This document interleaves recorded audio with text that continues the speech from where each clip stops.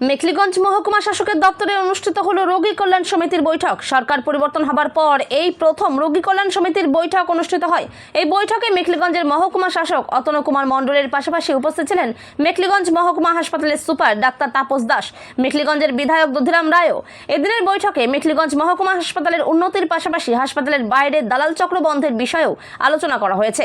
এই বিষয়ে কি বললেন মেখলিগঞ্জের বিধায়ক দধিরাম রায়, আসুন শুনে নেওয়া যাক তার বক্তব্য।